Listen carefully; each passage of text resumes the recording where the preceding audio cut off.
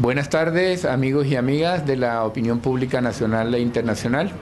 Queremos hoy acompañarlos con este esfuerzo de la campaña de No Más Impunidad, Levántate, No Más Impunidad en Colombia.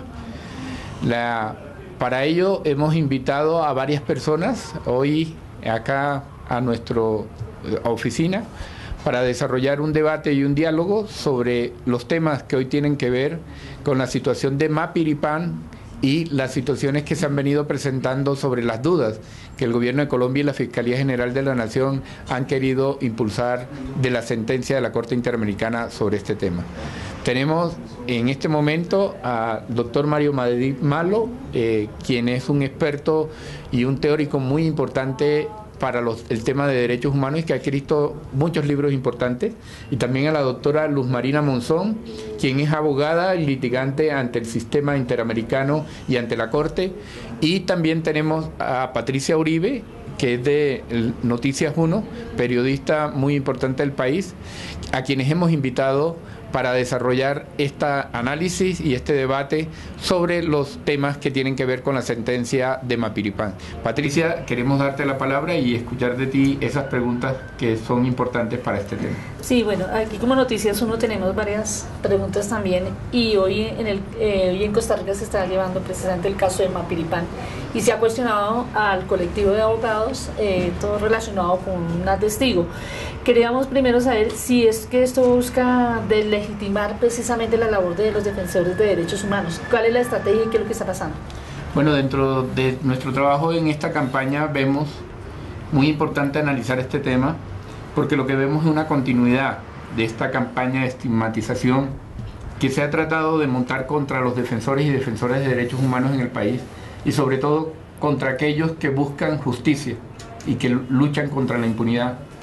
Por ello nos preocupa fuertemente que se trate a través de estos mecanismos y de esta situación de generar como la visión de que las sentencias, los casos que se han llevado a culminación en Colombia tienen dudas y que hay algo que investigar más allá para demostrar que no ha sido así como las sentencias han dicho. A través de esta sentencia de la Corte, de poner en duda esta sentencia de la Corte, lo que se trata de poner en duda es la verdad, la justicia y el derecho a la reparación de las víctimas. ¿Esto coincide con el fuero militar? ¿Tiene alguna relación con lo que está pasando? Sí, precisamente que en este momento sea el momento en que estos temas se colocan a la luz pública y que en este momento estemos en la discusión en Colombia de varias sentencias fuertes contra militares, Coronel Plaza, contra otros generales, por el caso del Palacio de Justicia, el mismo caso Mapiripán, que va profundizando su investigación interna. Lo que nos lleva a pensar es que se trata de hacer un boicot a toda esta acción por la justicia que se ha venido construyendo año tras año en Colombia, por lo cual llamamos la atención de la opinión pública nacional e internacional y queremos evitar que esto sirva de lanzamiento de una campaña a favor del fuero militar, a favor de los militares y de criminales de lesa humanidad en Colombia. Hablando aquí con la doctora Luz Marina Monzón, hablando ya concretamente con lo de la sentencia de Mapiripán, se ha puesto, digamos, en duda qué es lo que pasó realmente. Bueno, lo que pasó realmente, y esto lo determina, por un lado, varias decisiones producidas desde mucho antes de la sentencia de la Corte Interamericana por la Fiscalía, por instancias de control de disciplina de funcionarios públicos como la Procuraduría. Lo que pasó es que hubo una incursión paramilitar en Mapiripán, una incursión paramilitar entre el 15 y el 20 de julio de 1997 de dos helicópteros o dos aviones que se trasladaron de Necoclí y Apartadón a San José del Guaviare. Aterrizaron en un aeropuerto establecido es decir, con presencia de autoridades militares y bajo el control de autoridades militares, que pudieron desembarcar y pudieron desplazarse desde el aeropuerto de San José del Guaviare a Mapiripán sin ningún inconveniente, al contrario, escoltados, apoyados por miembros del ejército, y allí dieron muerte a muchas personas, es decir, estuvieron 5 días bajo el control del municipio de Mapiripán, donde asesinaron, desaparecieron, descuartizaron a muchas personas, aterrorizaron a toda la población, y producto de estas violaciones a derechos humanos cometidas por los grupos paramilitares con el apoyo y la intervención eficiente de las fuerzas militares, este caso fue llevado al sistema interamericano por la impunidad en la que permanecía de manera sustancial el caso. Es decir, a pesar de que hubiera ciertas decisiones de las instancias internas, el caso no tenía el suficiente esclarecimiento en términos de qué, en términos de definir quiénes eran los paramilitares que habían estado allá, de definir quiénes eran los agentes del Estado que habían contribuido eficazmente a que esto ocurriera, sin ninguna protección para las autoridades, para la población, y por lo tanto el sistema interamericano, como en cualquier otro caso de violación de derechos humanos y de acuerdo al reconocimiento de competencia que tiene el Estado sobre este sistema, pues entró a profundizar lo que había ocurrido y llegó a la conclusión, con base en las pruebas producidas y controvertidas incluso por el Estado, que se había cometido una violación de muchos derechos de las personas, el sistema dice de aproximadamente 49 personas. Y esta es una frase que va a estar durante todas las decisiones del sistema interamericano, porque parte de la controversia de este caso fue justamente la determinación de las víctimas. ¿Cuántas eran las víctimas? ¿Quiénes eran las víctimas? Y esto no es una cuestión simplemente de ineficiencias en la acreditación de las víctimas. Esto obedece al modus operandi que de manera sistemática han utilizado los grupos paramilitares en este tipo de masacres, y es desaparecer, acabar con el rastro de las víctimas, dificultando mucho más la acreditación de la existencia de ellas. Y este es un tema que ha sido parte del debate permanente dentro de este caso en la Corte Interamericana. Pero, presidente, volviendo en este caso con lo de Mapiripán, por las víctimas, porque una víctima resultó que no era víctima de la masacre de Mapiripán, se cuestiona todo lo que pasó. Entonces, ¿quién es el que es responsable realmente de esa identificación, por ejemplo, de las víctimas? Todo se le da, en este caso se le adjudica al colectivo de abogados, fue el que engañó. Bueno, según la información. Acá hay que diferenciar las cosas. A mí me parece que se han revuelto muchas cosas y se dejan en el ambiente se deja como cuestionado lo sustancial de este caso. Primero, entre el 15 y el 20 de julio de 1997, un grupo paramilitar muy grande, comandado por Carlos Castaño, con apoyo de fuerzas militares, incursionaron en Mapiripán y mataron a un gran número de personas. Eso no ha sido cuestionado. Es decir, si son 2, si son 5, o son 10, o son 20, o 100 víctimas, eso no se cuestiona. Ese hecho tuvo ocurrencia. De eso hay absoluta respaldo documental, testimonial. Los medios de comunicación dieron cuenta de que esa masacre tuvo ocurrencia, porque allí estuvieron. Punto 1, ese es el punto 1. Punto 2, en relación con las violaciones de derechos humanos, el Estado asume una responsabilidad constitucional y convencionalmente. Constitucionalmente y convencionalmente, ¿en qué sentido? En el sentido de que es al Estado al que le corresponde respetar y garantizar los derechos de las personas. Luego, si eso es así, es al Estado al que le corresponde determinar qué sucede en relación con las violaciones que se cometen contra sus pobladores. Y el Estado acá es el que tiene que determinar quiénes son las víctimas, es el que tiene que identificar quiénes son las víctimas. De hecho, este caso tiene una particularidad que no lo tienen todas las sentencias de la Corte, y es que deja abierta un procedimiento para que el Estado identifique a las víctimas. Eso está dentro de la sentencia.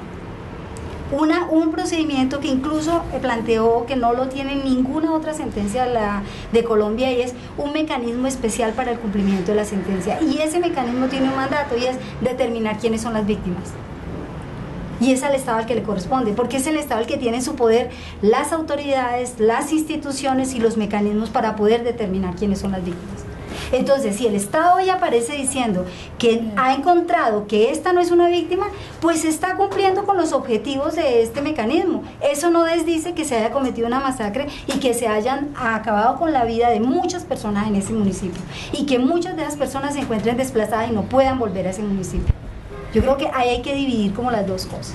Presidente, doctor Mario Madrid Malo, ¿esto lleva a los negacionistas? O sea, ¿termina que esto se convierte en una leyenda, la masacre? O sea, simplemente por una persona que mintió. Por lo general, después de todo proceso de represión ilegal o al concluir las guerras anómicas, guerras hechas sin sujeción al derecho internacional humanitario, siempre surgen grupos de pseudo historiadores que intentan negar las atrocidades que ocurrieron. Esto ha pasado con el genocidio armenio por los turcos, con el genocidio nazi, e incluso con genocidios recientes, como el de Ruanda. Ya en Ruanda hay una corriente negacionista que sostiene que esa matanza a gran escala, desatada en años recientes, fue un mito. Pues en Colombia también hay negacionistas. Aprovechando el escándalo de las falsas víctimas de Mapiripán, se ha desatado una campaña muy orquestada por parte de columnistas de extrema derecha y de algunos funcionarios del gobierno que pretenden presentar la masacre de Mapiripán como una leyenda. Pero como lo acaba de señalar la profesora, en Mapiripán ocurrió un hecho gravísimo, un hecho de violencia atroz. Y lo de Mapiripán no solo es grave por la pluralidad de víctimas, sino porque fue un caso en el que quedó demostrado palmariamente que el grupo ilegal de extrema derecha actuaba con la tolerancia, el apoyo y la aquiescencia de agentes del Estado, concretamente de los militares que tenían jurisdicción sobre la zona. De tal manera que me parece que es irrespetuoso con las víctimas intentar incorporar Mapiripán a la enciclopedia de las cosas que nunca existieron. Allí hubo una matanza. El Estado reconoció ante la Corte Interamericana ser responsable de las violaciones de los derechos a la vida, a la libertad y a la seguridad que se habían perpetrado en esa matanza. Y no es decoroso que ahora el gobierno colombiano adopte la posición de estar regateando el número de víctimas y sugiriendo que lo de Mapiripán no fue tan grave como en principio se creyó. Bueno, incluso recientemente el Procurador General pidió revisar el caso frente al general Uzcategui, porque a lo mejor ya no era el número de víctimas que se estaba planteando y manda y pide que se revise el caso. ¿Eso cómo se puede interpretar frente, digamos, a ya la Comisión Interamericana, la Corte Interamericana, en qué? Bueno, eso revela la poca familiaridad del Procurador con la ciencia jurídica, ¿no? Esa es la principal explicación. Pero la gravedad de la masacre de Mapiripán no puede hacerse depender exclusivamente de su aspecto cuantitativo. Lo de Mapiripán es una infamia, así los muertos sean 71 o 49 o 23 o 10 o 6, porque Mapiripán es la prueba fehaciente de que el Estado colombiano cooperó con delincuentes de extrema derecha en un ataque sistemático y generalizado contra la población civil. Bueno, y esas declaraciones que se están dando por parte de diferentes autoridades cuestionándolo el colectivo de abogados también conlleva que se esté desconociendo las obligaciones internacionales. El negacionismo es una actitud que afecta uno de los derechos fundamentales de las víctimas, el derecho a la verdad. De tal manera que negar la existencia de masacres cuya ocurrencia es innegable es una forma de faltar a las obligaciones internacionales del Estado. Doctora Luz Marina Monzón, ¿Esto ustedes consideran como una estrategia lo que está pasando contra el sistema interamericano? Y lo segundo es si esto es nuevo o está siendo utilizado ahora, pues probablemente porque está en discusión lo del fuero militar. Bueno, yo creo que esto que está sucediendo con Mapiripán es algo que ha sido aprovechado coyunturalmente para sacar beneficios en relación con otros aspectos. ¿Por qué digo esto? En el caso de Mapiripán, la Corte tiene un mecanismo y es que después de dictar la sentencia abre un procedimiento que se llama de supervisión de la sentencia. ¿Qué es este procedimiento? ¿Qué significa? La verificación que periódicamente hace la Corte de que se está cumpliendo lo que ordenó en la Corte, pero lo que ordenó en la sentencia. Pero la Corte también ahí determina si hay situaciones nuevas. Porque puede pasar, en el desarrollo y el cumplimiento de cada una de las medidas de reparación puede haber situaciones nuevas. En este caso, desde el 2008, el Estado planteó ante la Corte que había encontrado algunos elementos que le indicaban que 2 personas mencionadas en la sentencia no eran víctimas de la masacre de Mapiripán. No son la señora que aparece en este momento, son otras 2 personas que... Omar Patiño Vaca y Eliezer Martínez Vaca. Es decir, esto lo planteó el Estado en un escrito del 11 de abril del 2007. De hecho, la Corte saca una resolución en el 2008, el 8 de mayo el 26 de noviembre del 2008, y discute este punto. Y dice, miren, el Estado me está diciendo que estas 2 no son víctimas de la masacre, a pesar de que estas personas están en la sentencia. El Estado sustenta esa manifestación diciendo que desde 1999 y desde el 2002 tenía esas pruebas que indicaban que estas personas habían muerto en otro lugar, en unos años anteriores. Si el Estado tenía esto antes de que yo dictara una sentencia, e incluso antes de que el sistema interamericano asumiera el conocimiento del caso, porque quiero recordar, el caso fue sometido a conocimiento del sistema interamericano el 6 de octubre de 1999. Entonces el Estado, antes de que hubiera una decisión de la comisión, no antes de que fuera sometido el caso a la comisión. Es decir, un informe de la Defensoría, según el Estado, de 1999, y unas constancias como de acción social del 2002 indicaban que estas personas, Patiño Vaca y Martínez Vaca, habían muerto en otro lugar y en unos hechos diferentes. Si el Estado tenía eso y el Estado había actuado dentro de un procedimiento donde había tenido la oportunidad de controvertir y entregar pruebas que controvirtieran lo que se estaba diciendo, el Estado tuvo la oportunidad de haber dicho antes de que se produjera la sentencia que ellos no eran víctimas. Lo dice la Corte.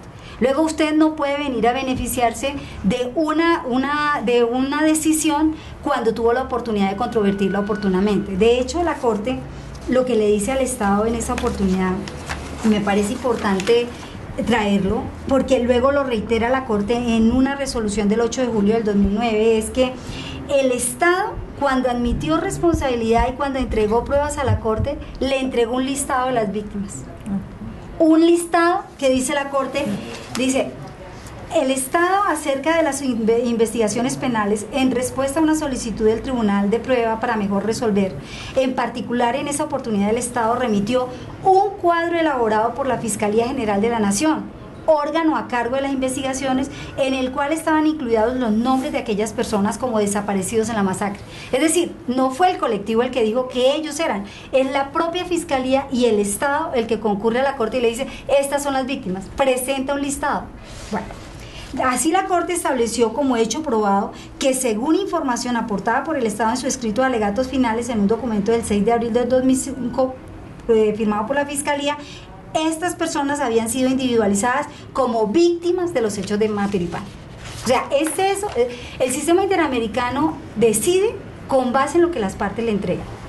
Él no decide con base en suposiciones o investigaciones privadas.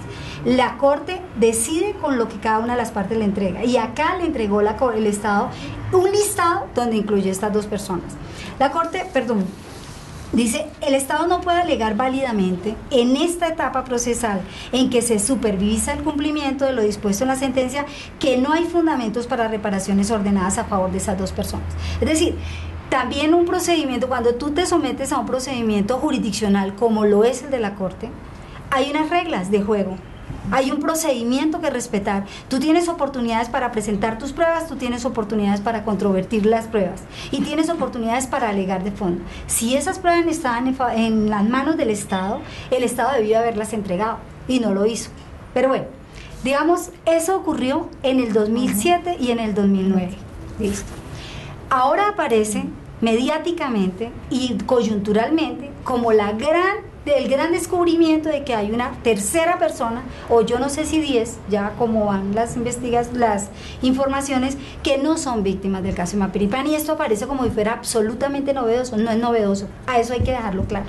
Esto no es novedoso, ha sido parte del debate de este caso. ¿Qué es lo que el Estado está buscando, lo que el Estado está buscando acá? El Estado está buscando varias cosas. Y es, en un primer lugar, deslegitimar la lucha de las víctimas por superar la impunidad de las violaciones de que han sido víctimas. Yo creo que ahí hay un gran propósito de minimizar e intimidar a las víctimas para buscar la justicia.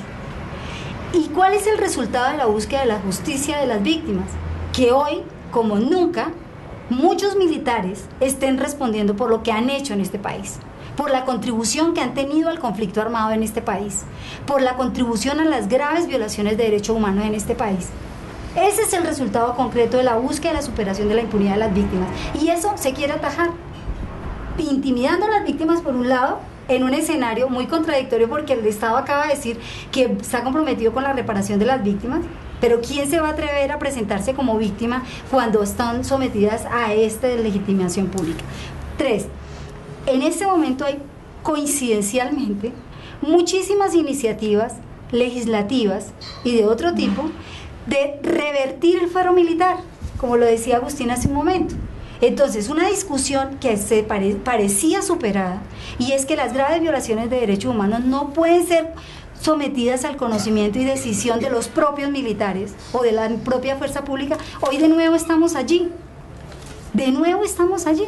Entonces, nuevamente hay iniciativas para decir que los únicos que pueden investigar las violaciones cometidas por los militares son los militares. Y esto afecta principios elementales de debido proceso, como es el juez natural y la independencia e imparcialidad. Y esto no es algo hipotético, o sea, realmente los resultados de las investigaciones que ha hecho el fuero militar han conducido a que se considere que todo estaba legitimado y que no ha pasado nada. De hecho, muchas de las sentencias producidas por la Corte están sustentadas en que el fuero militar contribuyó de manera decidida a la impunidad de estas violaciones. Y por otro lado, y esto digamos en el escenario interno, entonces esto de alguna manera, esto que dice el procurador de revisar, lo que está diciendo es, aprovechemos esta coyuntura para echar las cosas atrás de que los militares no respondan por lo que han hecho. Y las autoridades son las que tienen que garantizar los derechos de las personas. Por otro lado, la otra pregunta que me hiciste es la de... Bueno, y la otra estrategia que yo creo que está acá detrás de esto, pero que tiene que ver con un impacto mucho más fuerte, es la campaña que desde el 2008 los órganos políticos de la OEA vienen desarrollando para debilitar el sistema interamericano de derechos humanos. Desde el 2008, el Comité Permanente de la OEA ha venido reuniéndose con representantes de los estados, es decir, con los embajadores de los estados ante la OEA, liderados principalmente por el que fue ministro de Defensa en este país, que fue candidato a la Fiscalía General, Camilo Ospina, un gran debate de reflexión sobre el sistema interamericano. Y hoy tenemos dos reformas del reglamento de la Corte y del reglamento de la Comisión que han minimizado el papel de la Comisión Interamericana en la defensa de los derechos humanos de las víctimas. Entonces creo que también esto es mandar un mensaje de el sistema interamericano no da seguridad jurídica. Entonces el sistema interamericano no hay que creerle.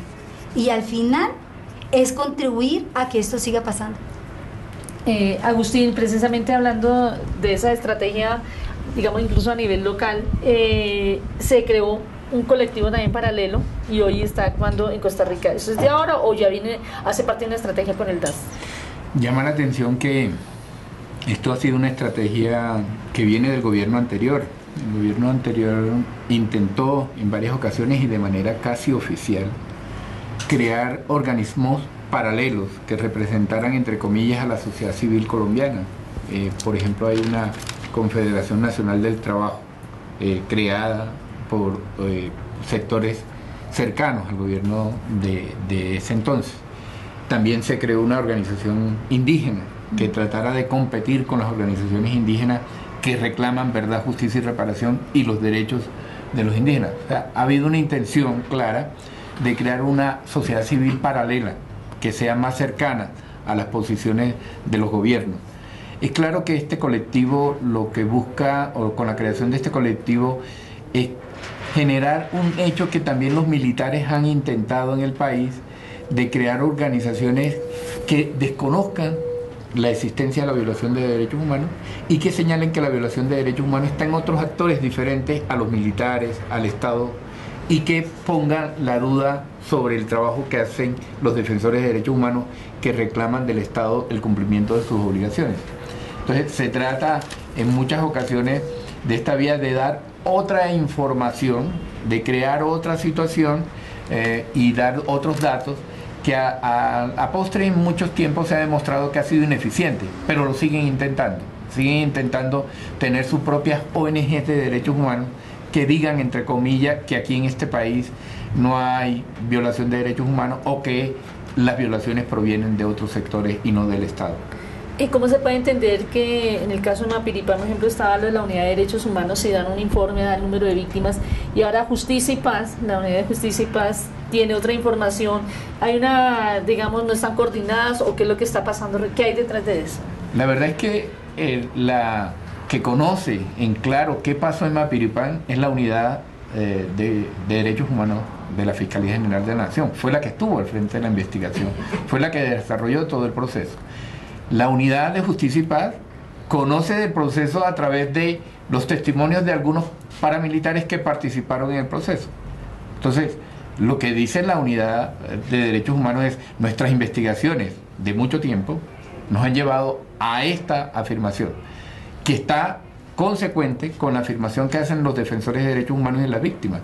Extrañamente, ahora la Unidad de Justicia y Paz quiere hacer valer la versión de los victimarios, diciendo que se trata de menos víctimas, aunque, como ya decía el doctor Mario Madrid Malo, los paramilitares no han dicho que no existió un Mapiripán, que no se cometieron esas atrocidades. Es más, han dado elementos aún peores de lo que sabíamos. Han dicho las barbaridades, cómo las cometieron. Lo que han dicho es, un paramilitar ha dicho: yo vi 27 víctimas, o cometimos 27 actos contra víctimas. Pero eso no quiere decir que él haya dicho que no se cometió el crimen. Y entonces lo que está claro es que las dos versiones tienen fuente diferente y que por tanto, como fuentes diferentes, se nota que tienen información totalmente diferente. Ahora, nosotros creemos que es muy valioso lo que está haciendo la Unidad de Derechos Humanos de la Fiscalía General de la Nación, de salir a decir: aquí están las víctimas que nosotros identificamos y cómo las identificamos, a través de qué proceso investigativo, qué proceso técnico llegó. Yo creo que el país debe creerle a la Unidad de Derechos Humanos de la Fiscalía, que fue la que llevó a cabo esta investigación. Doctor Madrid, ahorita qué va a pasar, porque no solamente se pide que se revise el caso Mapiripán, vienen todas las masacres que están exigiendo, ¿eso en qué queda, digamos, frente a la impunidad?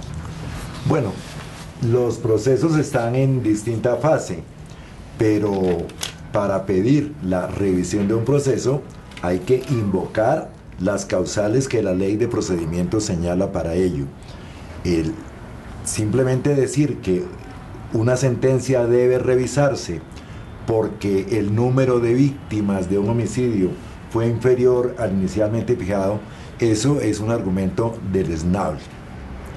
Ahí me gustaría añadir a lo que han dicho mis colegas. la importancia de que el país adquiera conciencia sobre las vicisitudes que en Colombia ha sufrido el derecho de las víctimas a la justicia. Tenemos una impunidad crónica de muchos años, especialmente reflejada en la falta de investigación, juzgamiento y castigo para los violadores de derechos humanos. E históricamente, uno de los grandes focos de impunidad ha sido la jurisdicción penal militar.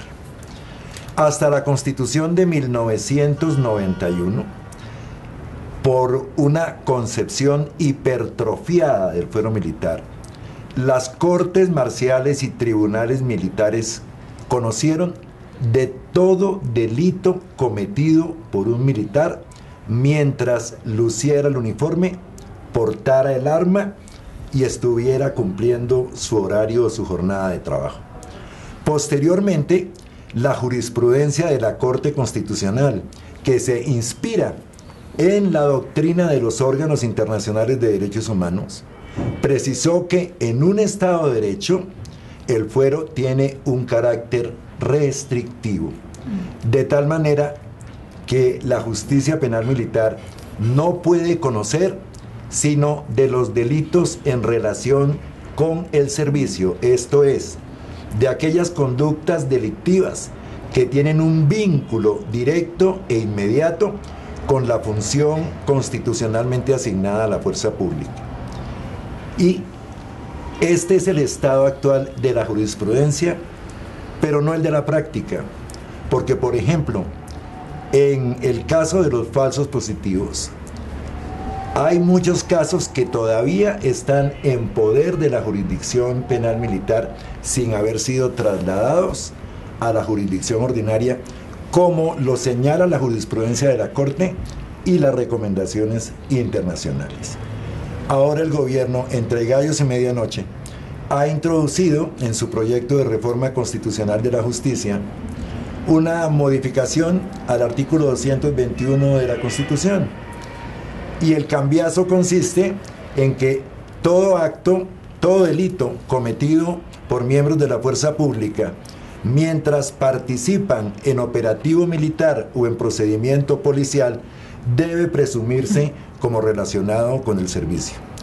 Esto es una propuesta desvergonzada. En un país en donde tenemos 1.700 víctimas de falsos positivos, se necesita mucho cinismo para formular tamaña proposición. Creo que la sociedad civil tiene que reaccionar contra este estado de cosas y oponerse por todos los medios legítimos a que se introduzca en la Constitución no una reforma, sino un cambio que modifica la esencia misma de la Constitución. Para nosotros también es muy importante señalar que es claro y concreto que el papel que han jugado los defensores de derechos humanos en este país ha sido un papel que ha beneficiado abiertamente a la sociedad colombiana. Sin el papel que se ha jugado desde la defensa de los derechos humanos y de la lucha contra la impunidad, fuese imposible conocer la verdad de lo que ha pasado.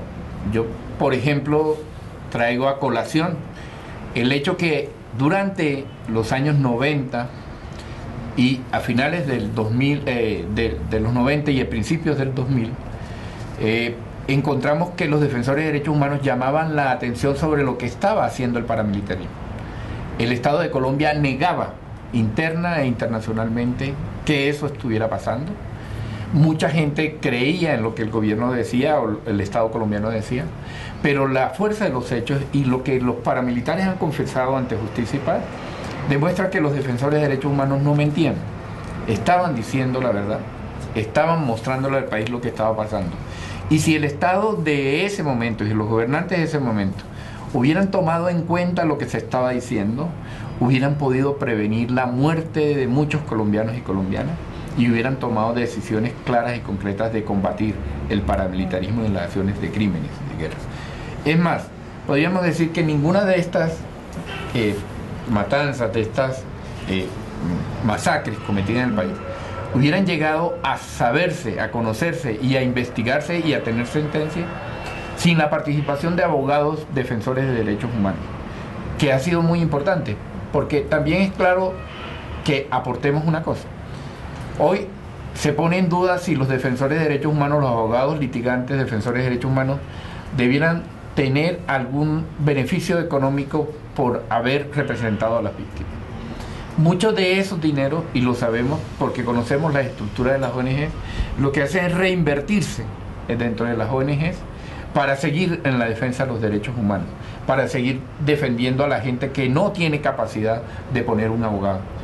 El sistema judicial colombiano, o la ley en Colombia, permite que el abogado cobre unos conceptos económicos a partir de la reparación que se le da a la víctima desde el punto de vista económico, y lo que hacen las ONG de derechos humanos es ponerlo en los mínimos legales que corresponden, pero además de darle un uso bastante interesante para el resto de la sociedad, porque significa que ellos con esos recursos pueden seguir defendiendo los derechos humanos de otros colombianos y colombianas.